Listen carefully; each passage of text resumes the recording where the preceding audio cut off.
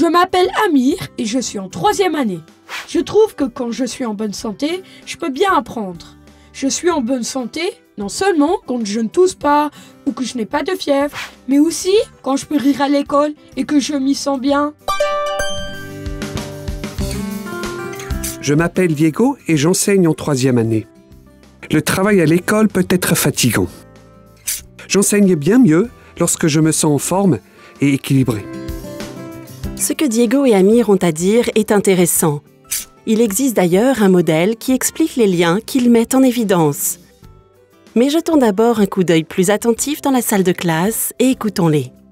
J'aime organiser mes cours de manière à ce que mon enthousiasme pour les contenus d'apprentissage soit contagieux pour mes élèves. Pour cela, j'apprends souvent des enfants eux-mêmes. Ils posent des questions et éveillent ma curiosité.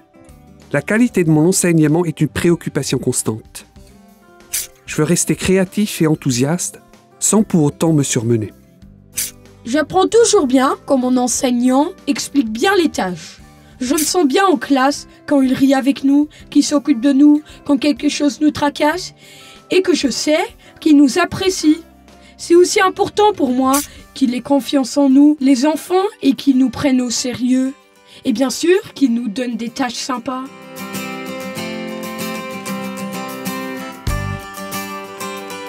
Oui, il est important pour les enseignants de réfléchir à la manière dont les processus d'apprentissage sont déclenchés chez les élèves et comment on peut les soutenir durablement. Un enseignement de qualité favorise le bien-être, la santé, la motivation à apprendre et le succès de la formation des élèves. Écoutons aussi ce qui se dit dans la salle des maîtres. En tant que directrice d'établissement, je veille à une réelle participation et je travaille avec mon équipe sous forme d'objectifs et de projets. Je soutiens et j'encourage mon équipe et je suis consciente que la satisfaction au travail et le bien-être de mes collègues sont également influencés par mon style de direction. J'essaie d'être un modèle pour mon établissement en ce qui concerne la gestion de ma santé. Mieux je me sens en tant que directrice d'établissement, mieux mon établissement se porte et inversement.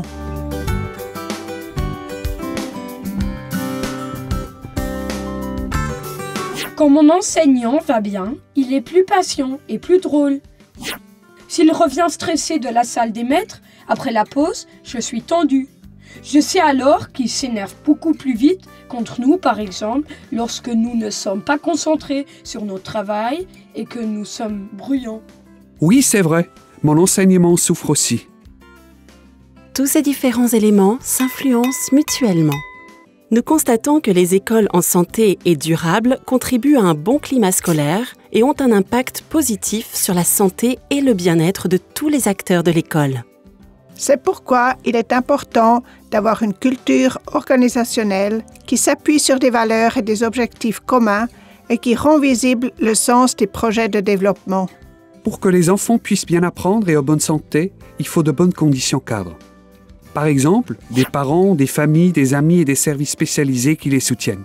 Ainsi, il est important pour moi de parler avec les parents des développements et des événements positifs dans la vie scolaire de l'enfant. Cela crée un climat de confiance et permet une reconnaissance des performances de l'enfant et de sa famille. Une relation bienveillante avec les parents facilite mon travail et renforce ainsi ma propre santé et ma satisfaction. Le mécanisme de l'école comporte de nombreux rouages qui interagissent. Il faut cependant suffisamment de ressources matérielles et humaines pour que les rouages aient assez d'élan pour être mis en mouvement et s'emboîter parfaitement les uns dans les autres. Quand les différents acteurs et actrices collaborent bien et avec bienveillance, quand ils sont conscients de cette interaction, la santé et l'éducation peuvent alors se stimuler mutuellement.